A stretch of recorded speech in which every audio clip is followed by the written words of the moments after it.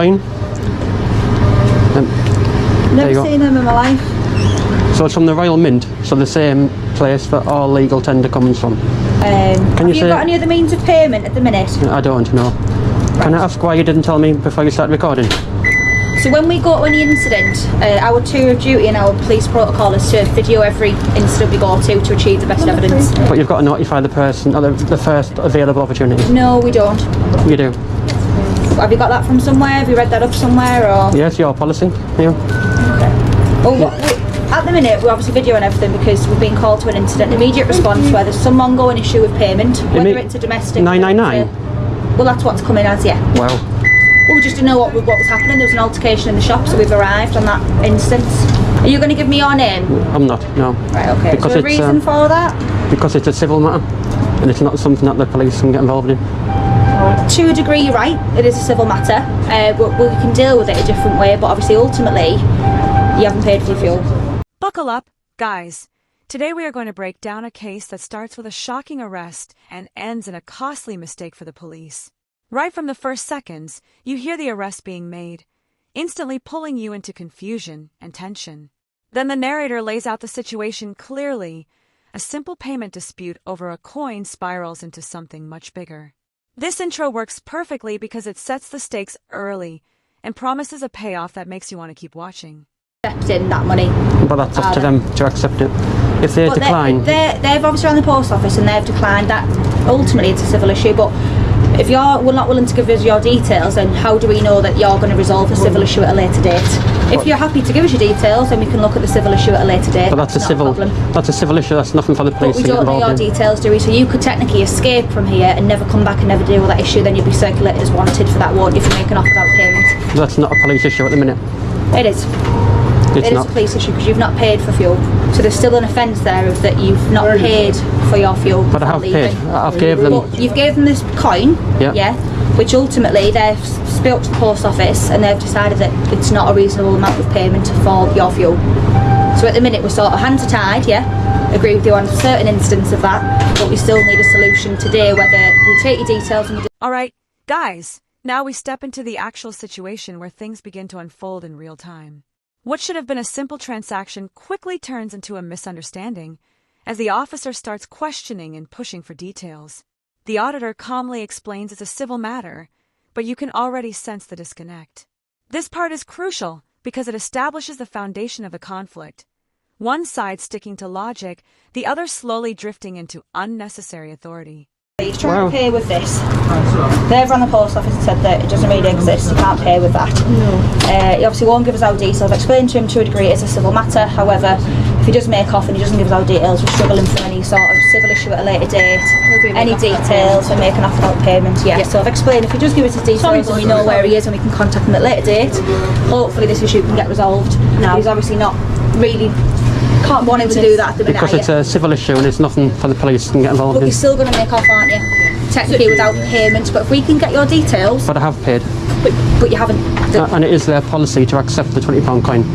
Has he paid? Policy? No, he hasn't. Right, if you haven't paid, and if you walk out this door now... They've still got the money though. Just let me finish. If you walk out that door now, you are liable for an arrest because we don't have your details. But you don't need them. Well, I do. Because it's a civil issue. But it's not because of make off. Alright, guys, this is where things start getting messy, and you can clearly see the cracks in the officer's approach. She admits it's a civil issue, but still tries to force identification, which raises serious concerns about her understanding of the law. The moment she brings up being circulated as wanted, the tone shifts from confusion to intimidation. This part highlights how quickly authority can be misused when it's not backed by proper knowledge or restraint.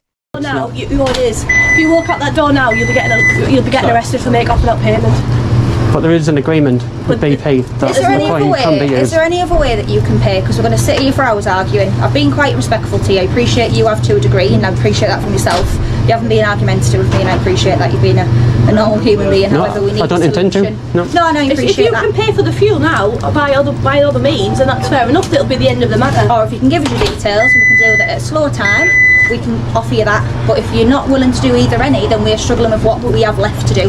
Because we can't let you walk out that door without paying. But We don't know where you live, you might not even be from around here, I'm not saying you are, but you know what I mean, we have people where they'll make off and then they won't give us our details and then we're going to struggle. I'm still going to have that £20 of fuel, unfortunately, with this BP garage outstanding. Which car is it? But I have paid for the fuel. But you haven't paid for the fuel. Which one? Right, we're going round in circles, aren't we? We are, unfortunately, yeah. We've agreed, we've reasoned with you now, we've tried to say that if you give us your details, just tell you where you live, we'll deal with it slow time. However, you then leave, you don't have your details, you don't know where you live, you could live in London for all we know, and then there's still this making off without payment because they will not accept this as payment. But I don't have to identify for a civil issue. It technically isn't a civil issue though, is it, when you leave and you don't pay? You haven't paid for your fuel. We've got the payment here, which isn't acceptable, so really you haven't paid at the minute. Alright, guys, just when you think it couldn't get worse, a second officer steps in and escalates the situation even further. Instead of calming things down, she immediately jumps to threats of arrest, completely ignoring the fact that the auditor hasn't left or avoided payment. The repetition of "if you walk out" shows they're reacting to a scenario that hasn't even happened. This segment builds intense frustration because you can see the situation slipping out of control for no valid reason. And I've contacted BP head office before coming here. Right, and was that today then, or? No. So when was that then? So you've contacted BP head office before you've come in? Correct. Right, so did you contact them today, or was it yesterday or last week, or? It's not up to me to say that. How's it money? Do you understand what the £20 coin is? No, that's why I'm confused. Well, why are you threatening me for arrest then, if you don't know? Because it's not money. It is. Right. We'll agree to disagree. At the end you don't know that. It is. It's legal tender, the same as a £20 note and a £10 note. Right, and who did you speak to from the BP garage, the manager? It's a Royal Mint who issued that £20 coin. Right. Okay. So it's the same money as any other money. If you get someone on the phone to me who you've spoken to earlier, then we could kind of end the matter here, can't we? But if it's a civil issue, I don't need to assist you. But at the minute we don't know it's a civil matter. But I don't need to assist you in a civil issue. But you do, because it then turns into a police matter because we don't know that. Alright, guys, now we reach the turning point where logic is clearly presented, but still ignored. The auditor explains the legality of the coin and even questions the officer's understanding, exposing a major gap in their knowledge. Instead of reassessing, they double down, demanding proof and cooperation that isn't legally required. This part is powerful because it shows the moment where the situation could have been resolved, but ego and misunderstanding keep pushing it toward disaster. Be a civil, but then I'll sue you. Well, that's fine. If you want to sue us, that's fine. Unlawful arrest. Like I said, we've been honest with you in terms of which way we can go. The staff here have been very honest, okay? And all I'm saying is, if you get the person on the phone who you spoke to earlier with the agreement, then that could be the end of the matter. But as far as I do, then technically, if you walk out the door, it's going to be make without payment. He's already accepted to take it.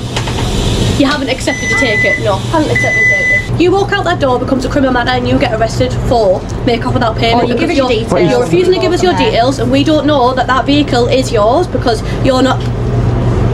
But I've told you. Is it urgent? That he said he would take the coin. But he isn't out. If I take my mask off. Right, well I wasn't here for that, so we have no witnesses, unfortunately, other than you and him. Right now I can't view that. Body camera. But right now I can't view that. At the end of the day, you've come in, you've paid for you've got your fuel, you've come in. This isn't a payable matter. Once you leave, we've offered you to give us your details and deal with that way. For all I know, that vehicle could register somebody else and lived in London. And how are we ever going to trace you? But I don't need to assist you. Situation, it is making off without payment. I can't be any more reasonable with you and give you some sort of options that we can go. But I don't need to assist you. Are you offering to give because the you're staff, wrong. not myself, not my colleague, the staff your name and contact number? No. Right, so we have one option but two will lock you up then. Well, I've got a civil agreement in the background.